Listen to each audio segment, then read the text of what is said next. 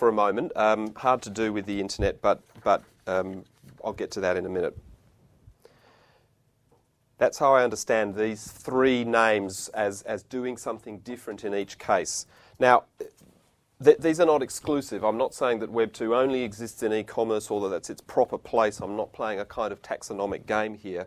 What I'm just suggesting is that these names seem to work best or to speak most truly from within those three areas or domains. Just think about the way Tim O'Reilly talks about Web 2. It's all about the data. Yes, the words Web 2.0 have been taken to mean an enormous number of other things, but without invoking the law of the father, which I've written about in relation to the two Tims, Web 2, I think, still is most kind of sensible and meaningful in that e-commerce domain. So these are the three names and how they differ.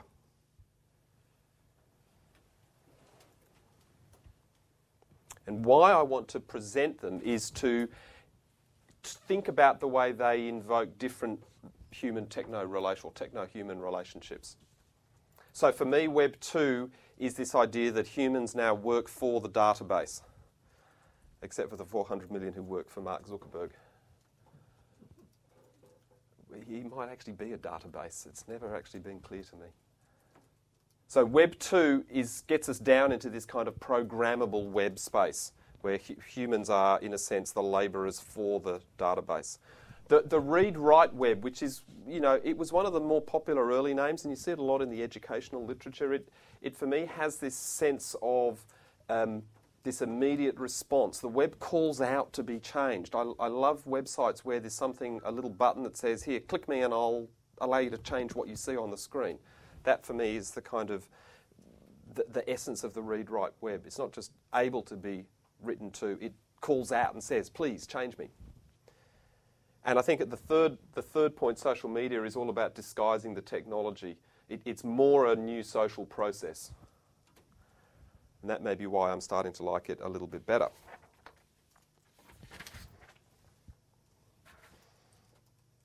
So I've segmented this, but I haven't. These are all interlinked. These are just, if you like, one thing, but we've got three different names for it, all of which often get used together. And I think we're trying to say something by using those names. And even if people don't intend to, that I think is what they're calling to, a particular relationship of humans and their technologies. So there's another way to kind of look at it. This isn't kind of progressions or developments. It's more like layers. So we start with this idea that we have the programmable web, and I think this evolves or layers into the read-write web where individuals are using the programmable web. So there's a kind of partnership between technology and humanity. And when that partnership becomes kind of the object of social processes, in a sense, the technology disappears. Society is now using the fact that we interact through the read-write and programmable web. And that's what social media is for me.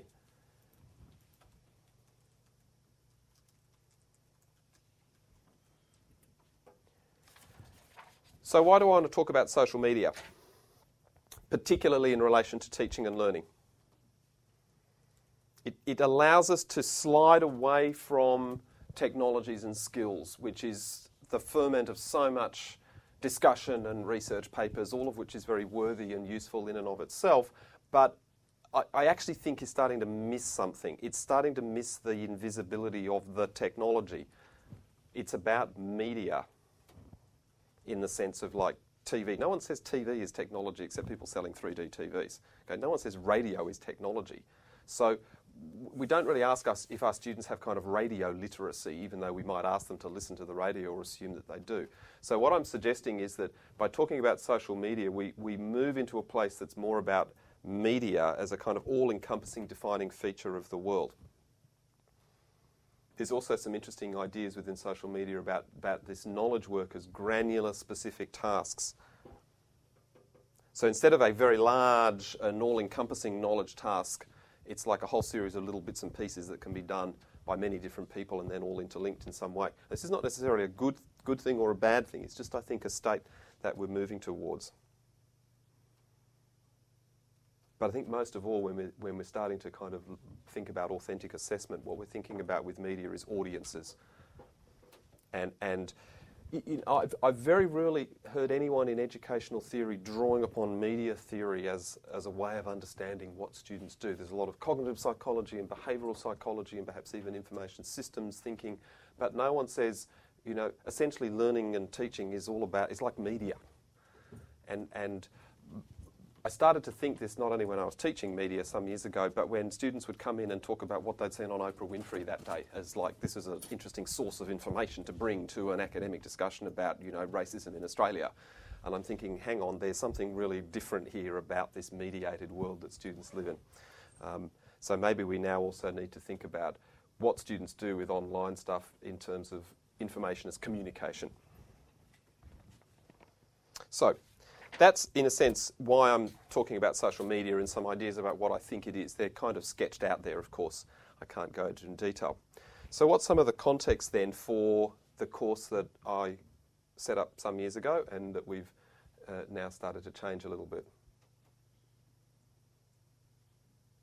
Context is critical to thinking about learning design, and I'll make a comment about that in a minute. Those are some of the key aspects of it, but the one I'd probably highlight is we take the technology seriously as both the object of study and the means of study and the mechanism by which we can study the internet. And I mean, this is something you would all appreciate given what you research and teach. But it's quite an unusual position, and it certainly was 10, 11 years ago when we set the program up. It allows us to do, in fact, demands of us some interesting kind of synergistic things where we're wanting students to learn through the internet so they can learn how to use the internet and understand that relationship between kind of studying something and using it. So that's the course. The mode of delivery. This is a really challenging context. This is blended learning. We teach on campus to an increasingly campus-oriented population from, say, 10 years ago. But we also teach in the same 2-semester per annum model to external students who may be completely remote or may be time-shifting. They may be, for example, students who've nearly finished their degree and moved to New York and need 3 more units and go, where are 3 units that are something to do with the media, even though I'm a filmmaker, because I need to finish my degree, I'll do those 3 internet units all at once because I can then finish my degree. Or they might be the student who works and just can't make a particular unit. I should say too, in Australia, units equal what Americans would call courses, what you would probably call modules. A course is what you would call a degree or a program. And we teach through Open Universities Australia, which is not like the OU. This is a broker which has partners, and we offer our degree through Open Universities who, in a very rational way, teach 52 weeks of the year. They divide that 52 by 4, that equals 13, and there are 13 continuous study periods. And some of the units we teach are offered every single study period, which is a challenge. And they don't map to semesters except slightly in semester 1. So we might be halfway through teaching one unit and then be starting to teach it again, and it's usually the same person who's teaching it. And that's the student context. And in some other work I've been doing for the Australian Learning and Teaching Council, what I've been saying to people about good educational design is the very first thing you think about is what are the students? Who are they? What do they know? What do they do? That's the most important place to start in designing units of study. One of the things I'd highlight here is open access. This quite literally means anybody can do it, no matter how good, bad, indifferent, can speak English, can't speak English, has no idea what a university is, has a very good idea what a university is. You think it's challenging taking kind of a group of mostly kind of 18 to 21-year-olds and sort of having them roughly in the same space. Think 18 to 68, I think, is the current age. You know, one of our students used to be the general manager of a record distribution company who was laid off and has decided to study in his 50s. And then we have students who are like 16 years old and have left school, and someone said to them, here, go and study. You can go to university online. Very challenging.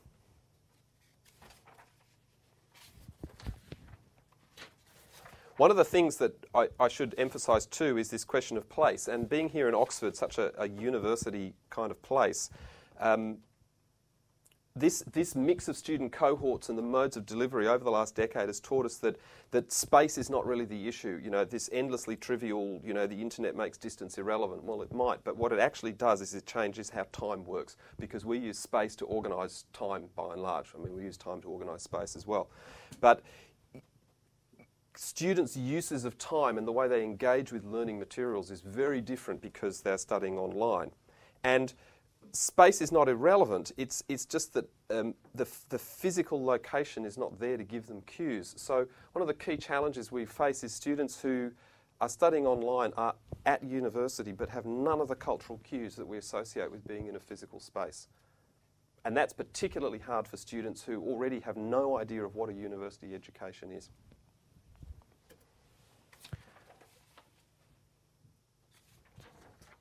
The history is also important as well. One of the interesting things for me is that one of the reasons we're innovating is because we're bored with how we used to do online learning, because we've been doing it for 10 years and we have very rich discussion groups, and we don't just have lectures, we have all sorts of other didactic modes, and we have extra scaffolding. Our tutors are particularly good at sort of sophisticated facilitation of discussion, and it kind of worked for a very long time. We have been tinkering with some other stuff, but it's taken a while. We've been waiting for the great leap forward that I'll tell you about in a moment before we could really make some changes. There are, I think, 3 reasons why we wanted to change. Firstly, we've really scaled up the number of students. In some units we have 150. In one Open Universities unit that's about primary education, there are 2,500 students studying at one time online. And the first semester they taught this, they had no idea they were going to get that many until 1 week before the study period. And somehow they managed. They've now effectively decided that they cannot teach more than about 60 students at a time, so they've basically created virtual instances of the unit, you know, 20, 30, 40, 50 times. So as we scaled up to 150, this old model didn't work anymore. We also, of course, discovered there was this disjunction between the learning management system and how the internet looked. That at some base level, which when you talk to educational theorists, they just don't get it. It just doesn't look like the internet. And so students who've spent 5, 6, 7, 10 years learning at some kind of trivial level what the internet is, they go to the learning management system and it's like, this isn't what the internet is. Now that can be quite a productive difference, but maybe not in a course that's teaching them about internet communications. And the third key factor we found, which particularly emphasised discussion, is I think evidence for the networked individual notion. That 10 years ago it was very easy to get students to be thinking of themselves as a community of learning who worked very much for each other in a collective way through those online discussion forums in the kind of classic mode from many years ago. Now it's like, well, I'm just here to study this myself, and why do I need to talk to someone else? And rather than fight that, we've tried to moderate and educate around that. But we've wanted to orient the students a little bit more towards individual work that then leads to discussion rather than this kind of traditional notion of an online learning community. So there is a great leap forward. It's called Curriculum 2010, and you can, if you're interested in how universities mandate curriculum reform, you can go and look up how Curtin's done it. It had all the kind of gruesome words that you can imagine, curriculum mapping, and someone discovered that Bloom's taxonomy, not the recent version, the 1950s version, would be a useful tool to force us to assign levels of thinking to each of our learning outcomes. Most academics just responded to this with a kind of bleary, weary gaze and didn't really change anything. We actually really wanted to change something. We've been waiting for this kind of Billy Bragg-esque kind of ironic great leap forward for about 3 years. And so we used it as this moment. We actually could get some money, for God's sake, because there was like an institutional unfreezing. Someone said, well, we better spend some money to make this come out right. So having that money was really critical to achieving some of what we did. We wanted to get past the whole learning outcomes approach as best we could. Assessment for the learning outcomes theorists is all about guaranteeing that learning outcomes have been achieved, and this kind of fits with human capital theory, and universities produce trained workers, etc. We wanted to use assessment as this starting point to create kind of engaging and challenging learning experiences. So to sum up, how does context matter? The first point I'd make is this: there is no generalised application of technology in education. It cannot be done. You hear a lot of people talking about it, and I've probably done it myself. There is no, the very phrase educational technology is a false phrase, especially around the internet, because the internet, it's a technology that's in society. It may have educational adaptations, but it is not an educational technology. That makes me think of Skinner and his kind of learning machines. Generalised statements of educational technology have this really inherent tendency to be technocratic, or technocentric rather, and very determinist. Think of George Siemens' work. I mean, I kind of like a lot of the connectivist way of thinking, but it's also like this is an inevitable consequence of the internet. And I think the reason for that is that there's no authority other than technological determinism to ground those statements' claims to truth in. Whereas when you get inside a particular context, you see a lot of other reasons why it might be, quotes, true that technology is achieving some better learning outcome. So I'm very suspicious about generalised statements. Student cohorts, the historical circumstances of what an innovation is, content and discipline, these things all matter. For example, I've seen people quite seriously say, Web 2, the way to do Web 2 in education is to add a discussion board to your online learning experience. And, you know, Murray Turoff and Hiltz were talking about this in the late 70s. And Plato, as we heard today, probably before then. So how is this Web 2? Well, it is, because in the context of the person writing that, it is an innovation. That effectively is what you get. You get these ideas about learning and learning theories, and they reflect or refract rather through prisms of context, and that's kind of where we are. One particular refracted idea around learning theory with our ideas about technology come together to create our version of what is authentic assessment using social media. And the point there is to therefore see what I'm going to say not as programmatic, but as a series of examples that might spark some conversations or thoughts that you may have. All right. So let's turn to some examples. Oh, just before I do that, only because I've now got the internet up here, let me show you something that I wanted to put up before. This is referred to in the notes on the slides, which are available online. This is Peña Lopez's work on kind of what is technological information and media literacy, and I was talking to a couple of people this morning about it, so I thought I'd find it. This seems to me to say something about what we're trying to do, both because our students are going to go out as internet communicators into the world, so they need to be able to kind of tell other people to do this, but also because to study with us, they need to learn this, and perhaps too to become good citizens, which still I think is one of the purposes of a university education. They need to be doing this as well. So I refer to that in the notes to the slides if you want to pursue it. So let me have a look now at some examples, and I'll just take that away so it doesn't distract you.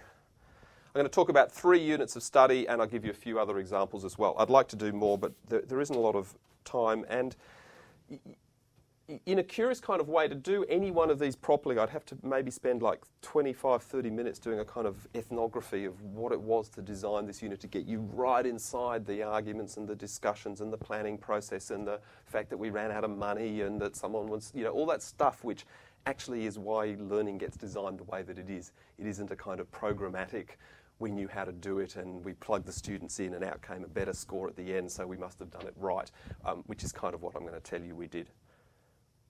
So let's have a look at Web Communications 101. I've always wanted to teach a unit called Web 101, so when we renumbered the units, I made sure that we had one. And what I'm going to do for each of these is I'm going to give you the assessment summary so that you can see how, I'm not going to talk about the content or how we taught or anything, just going to focus on the assessment because that's where we were focusing our attention in designing the units. And I'll explain that a little bit towards the end. And of all the 4 assignments that we set them, that middle one, web presence, is what I want to focus on. But you can see that although I'm talking a lot about authentic assessment and the use of social media, we still have essays in there, we still have tests, because assessment is like the total picture, and indeed it could be said that the assessment across the entire major, which is 10 to 12 units, that's actually what we talk about when we mean assessment. And so there's a variety and a mixture between tasks. But inside this unit, the web presence is the key one that I want to talk about. That's an extract of the instructions that we gave the students.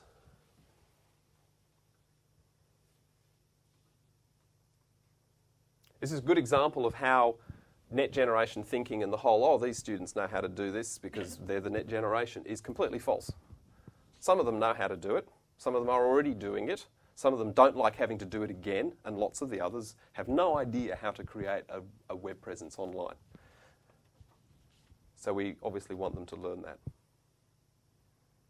Notice how we build in the more scholarly bit, the exegesis, which is like how and why I did this, into the web presence, which if you think about is completely inauthentic. Like no one on their website has a discussion about how they built the website and how they use this reading to provide the conceptual basis for their choices. So we've got this kind of weird mix of authenticity and inauthenticity. We have to instruct them that it has to be authentic. Because like maybe really authentically it would be Jane Smith, the Curtin student. But we want to kind of get them into that playful space where they stop thinking about themselves as students so that in fact they can do very studenty type things like the exegesis. And what I'll do is I'll show you an example of one that someone came up with, which you probably can't see a huge amount. This is from someone who doesn't study in our state. They're up in Queensland. And you can see it's a blog. I mean, there's not a lot to it. But for some of them, this is quite a challenging exercise to do. And you can see there's the about, there's the exegesis. You see how they're linking to these other places like Delicious and so on, and tweeting. And the point there is that we don't see web presence as being a website. It's this distributed network across multiple social media platforms that comes back to this core which identifies who they are. So that's an example of it. And what did they think about this?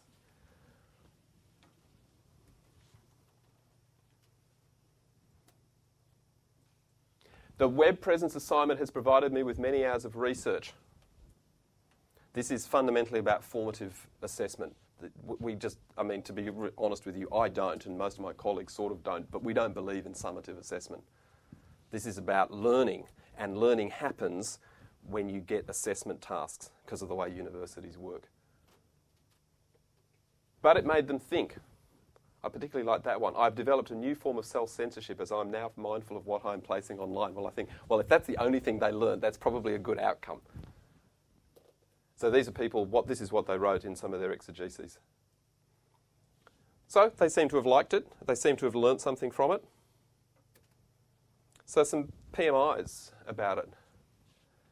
Now, curiously, and these are very pragmatic things, no one really was that fussed about publishing this stuff online. I mean, one or two interesting comments like, oh, this is kind of challenging, but because we didn't take for granted the challenge of being online as a person, we actually made that part of the assignment.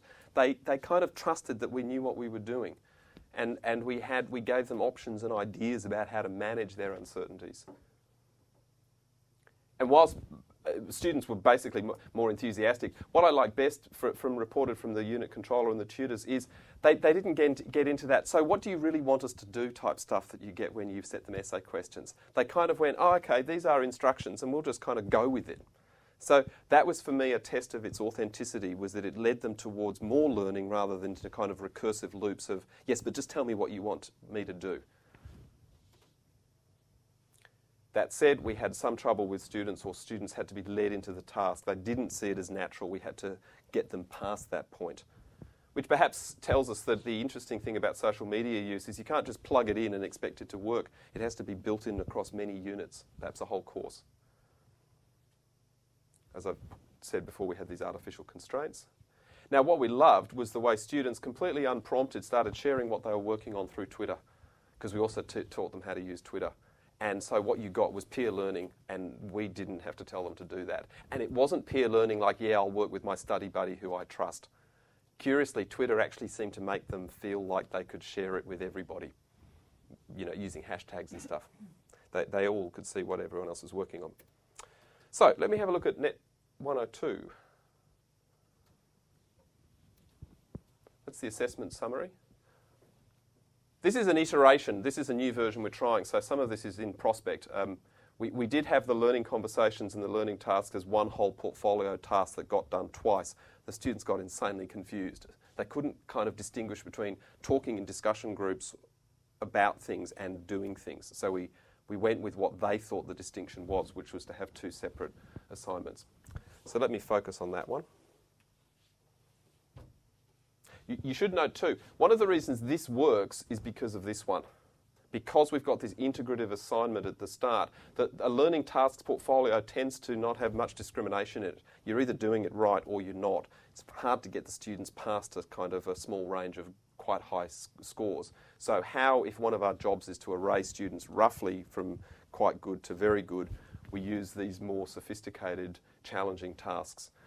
I should say too that the basic intention of this assignment too is to what I call give the marks away. What I call taking the ass out of assessment.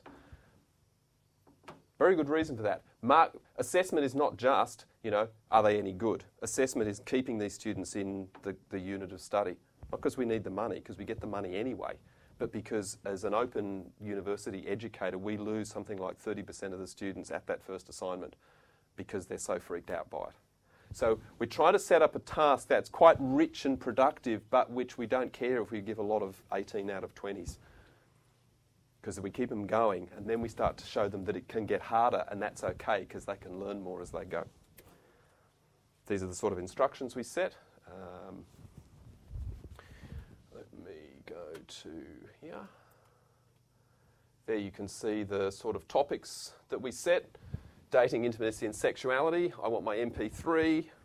At games, at work, no one knows I'm a wizard. This kind of stuff, just to get them thinking about how the internet is part of their everyday life. And I've just given you the example from the one on health. Now, one of the interesting things that I think, this is the unit that's not quite working right, and we're not quite sure why, but we think one of the reasons is in fact that although we've created these granular tasks, like half a page here, half a page there, all very discrete, not here, read lots and then write me an essay, it's still very Web 1.0. It's very much like, here, go and look at websites and write something about them. And we're going to experiment sometime probably next year with actually making them do a lot more work within the web environment. We had thought that students would be challenged by this kind of quite public, out there way of studying, but the experience from Web 101 is that they like it. So let's port it back into this unit.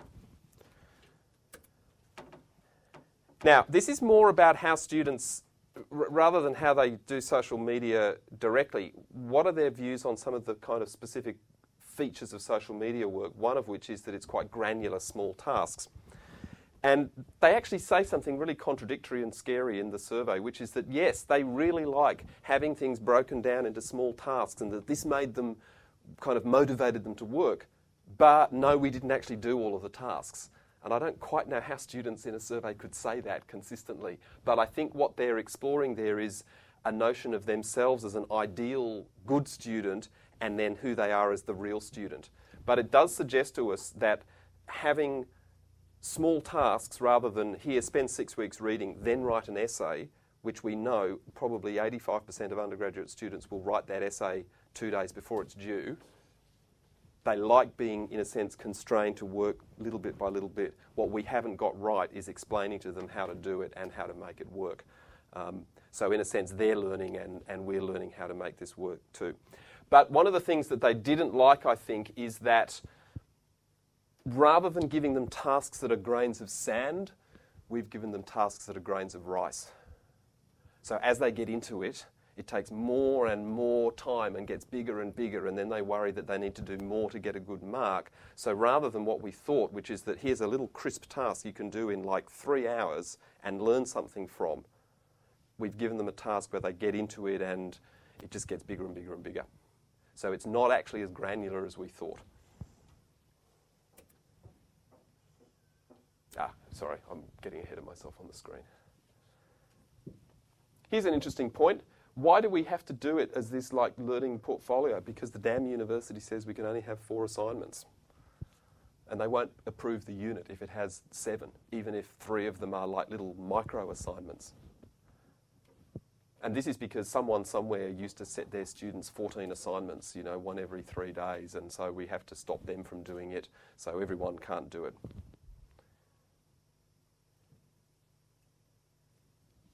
This is what we think might happen. If we shift away from a world that's about students being instructed in increasingly narrow circles by teachers how to do things.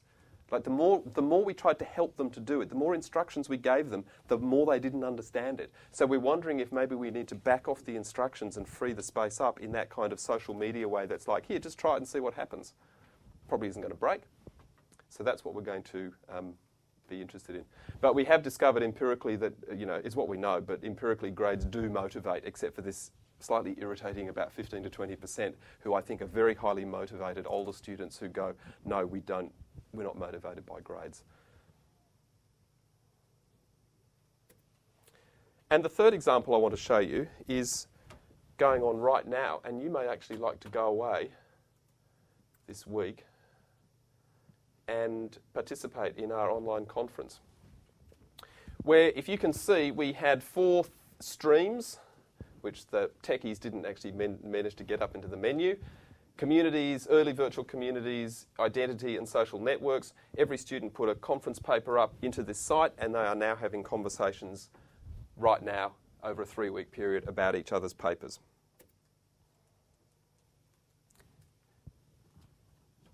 Isn't that interesting? We turn the order around. The big assignment's meant to come at the end of the unit, isn't it?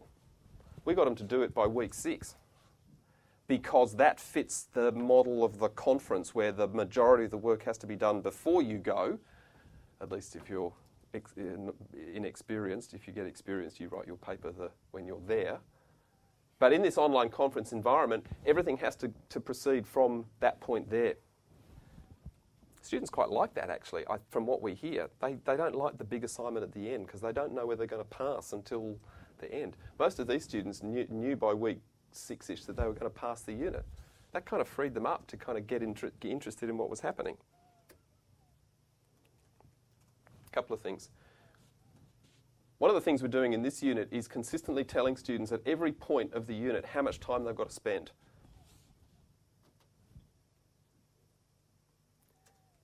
We sent them away while we were marking the papers to work out for themselves this strategy. I'm surprised, Bill, you might have got an invite. I don't know, but they gave us a whole list of names of people to invite to come and look at the conference. They did YouTube videos that if you go and look for them on YouTube, you can find the slightly scary videos that they made.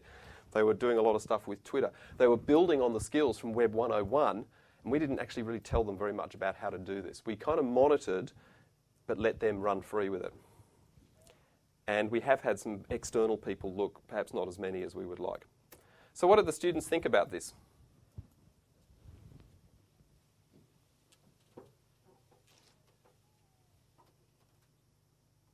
And that's just one of maybe 10, 15 comments along those lines, which you can see on the front page if you want to. And we've had 95 papers, about 95 students, with 1,300 comments.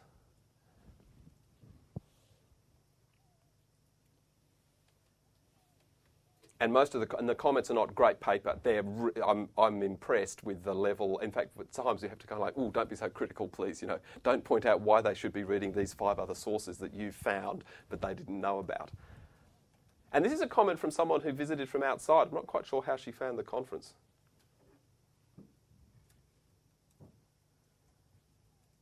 And she's put her finger on the double duty that this does, which is it is a marketing exercise. What cannot be a marketing exercise online? But from the outside, she liked it. So the PMI.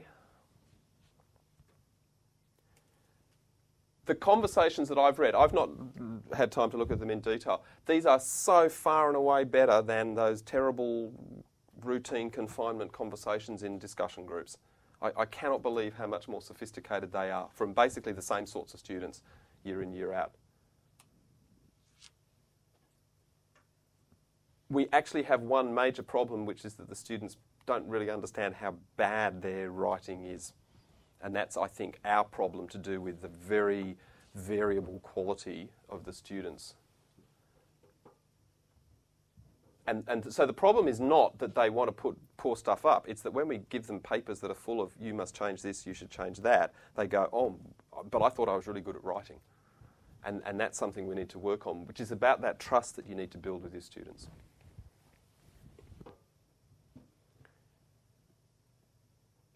Not only does it bankrupt these normative instrumentally rational models that we're using at my university, it's in fact entirely against policy. I'm not allowed to do this, but I just went ahead and did it anyway. I fortunately own the domain name, that's netstudies.org. This is not on a university server, because you just stop before you'd even begun trying to convince someone to do this.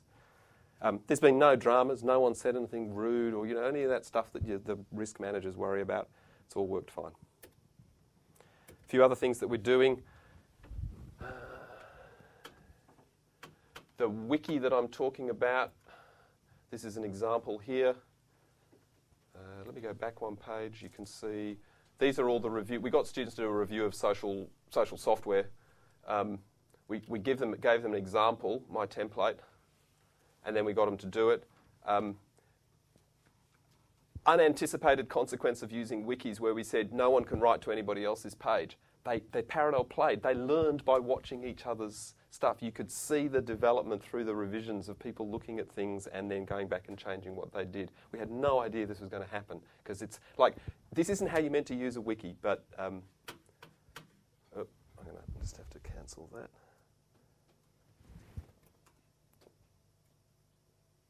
It worked.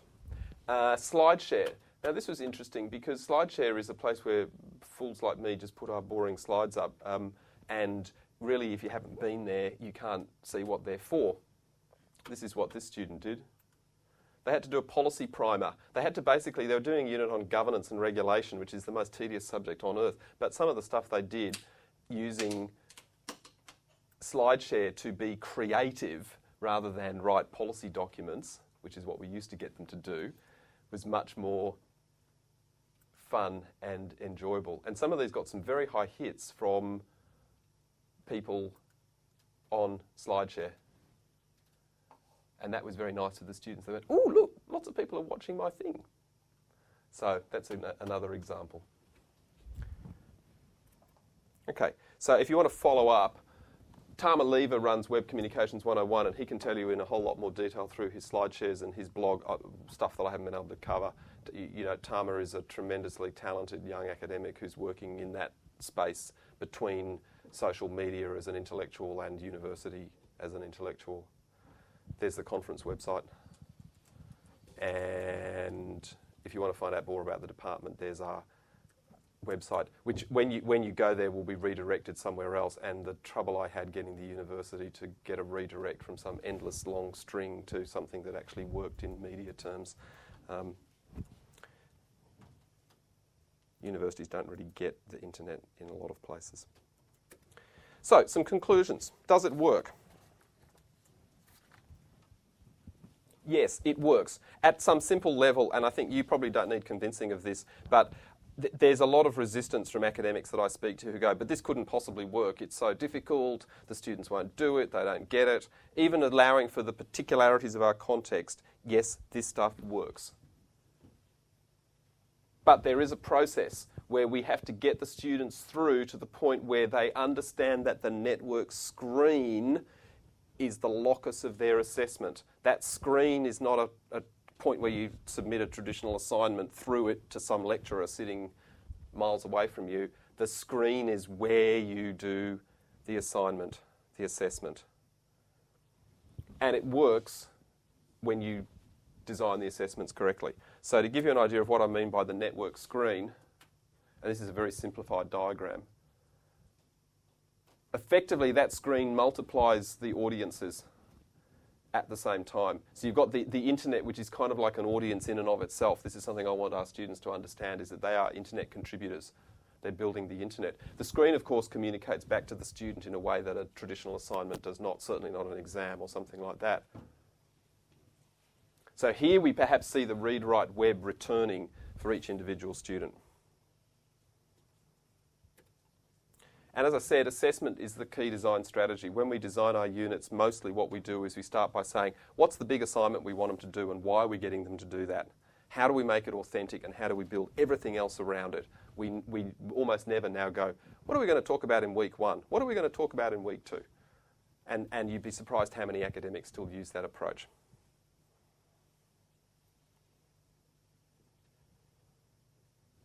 Assessment foregrounds the tensions between students as learners and students as disciplined subjects. You know, learners are kind of playful, interesting people who want to find things out. And when they become students, they have to do what they're told and sit in the right way and conform to these disciplines. And you can at times pretend that students are really just learners, but when the assessment happens, then they become students again. So we have to think about those tensions when we design the assessment, and I'll talk about that in a minute. So this is an example of, in the Internet Conference Unit 204, that's the central point. So we went, well, if we're going to run a conference, then we've got to write conference papers. So how do we do that? Well, we've got to give them feedback. So this determined everything. Then we said, well, the tutors need 2 weeks to mark those papers to give them rich feedback. They don't have time. We can't pay them enough to also be active in the discussion groups. So we'll actually make a positive of that and say, students, you go away and come up with a social media strategy while we're not paying attention to you. What we actually said was, we really want you to do this on your own. And they worked really assiduously on it. That's when they made their YouTube videos.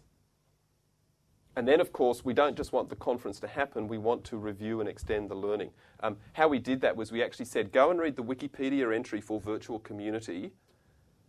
And we didn't want them to rewrite it. We said, tell us what's right and wrong with it based on what you've learned. And they're just about to do that assignment, so we don't know if that's worked or not. And the conference narrative was what produced the structure.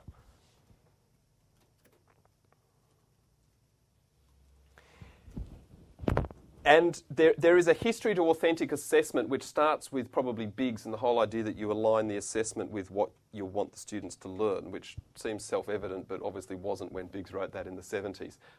Then some people went, hey, look, we're turning people out for real-world practice like doctors and lawyers, so why don't we get them to do like doctoring and lawyering while they're at uni? And doctors and lawyers had probably done that for a while, certainly doctors had. So the people who taught physiotherapy and the people who taught accounting, everyone said, hey, let's get into this real-world practice because, well, really students are just kind of proto-workers in the system, so let's get them working while they're at uni because they'll be more motivated. And that works, and there are a few other things that I think you get around the term authentic. So assessment is authentic, not if it meets one of those things, but in a sense if there's some kind of negotiation around all of those test points of authenticity.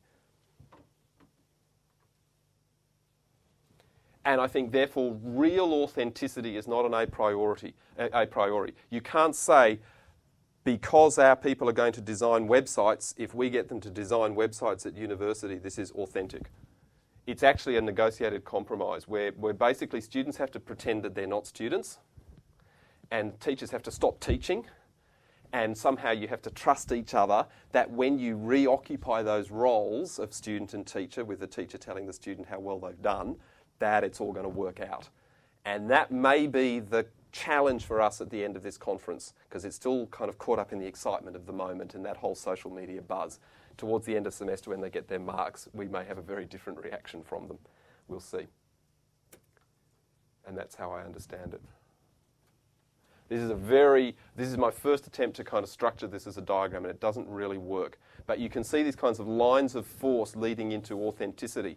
And what those little arrows, the thin blue arrows, are meant to do is to say, one of the things academics have to do is to negotiate, in a sense, or manoeuvre around formal requirements. So I'm doing that as an academic, and then taking what the university requires, which is also trying to constrain and manage me as a knowledge worker, and that feeds in. So it's not just that each line contributes on its own. There's a negotiation here between what students think their profession does versus what they're learning. So the students who come to learn filmmaking are all shattered that they have to spend the first semester just like learning how to do a white balance, because they think they're going to be, Martin Scorsese from day one. So they don't quite get that that's authentic until they start to get into that kind of zone of development. So they negotiate that as well. And what I think is interesting is that where social media fits, it sort of fits all over, but it does fit particularly as this kind of push and pull between academics and students. And we probably in internet studies are more into social media than the students are. So we have to kind of pull them a little bit into where we want to be. But I think in terms of authentic assessment in many other areas, academics will be pulled by the students into that social media zone. So this becomes another zone of kind of contestation of meaning.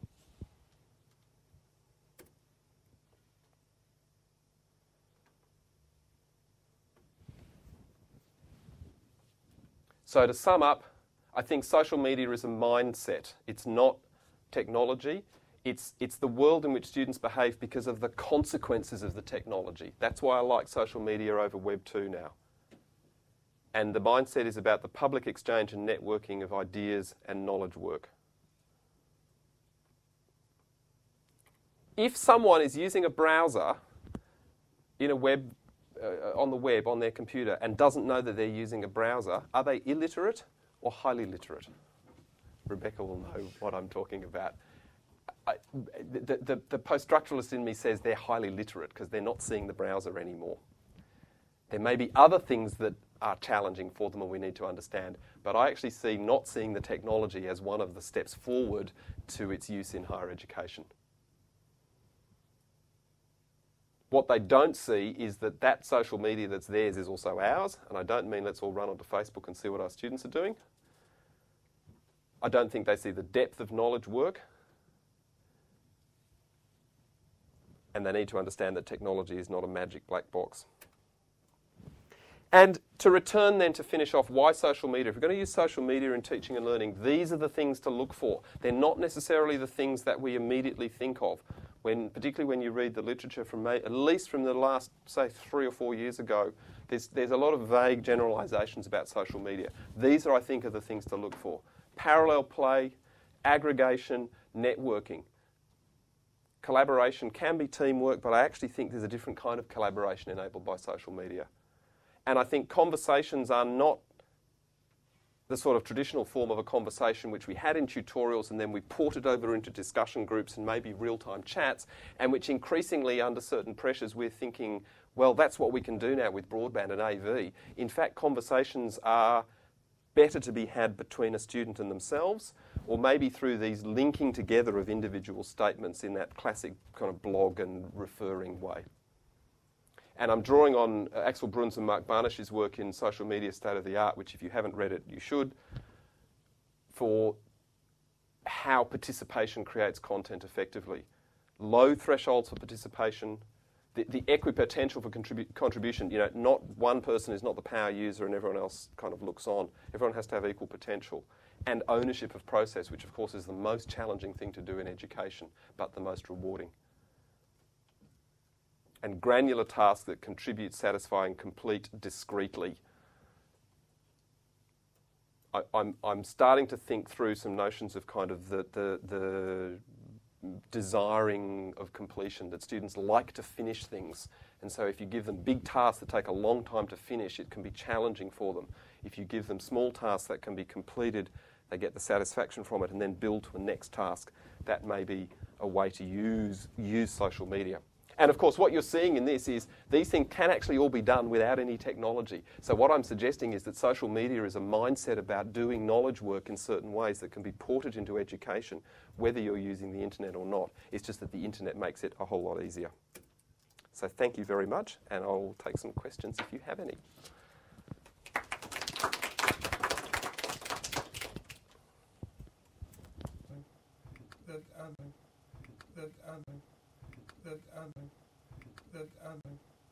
That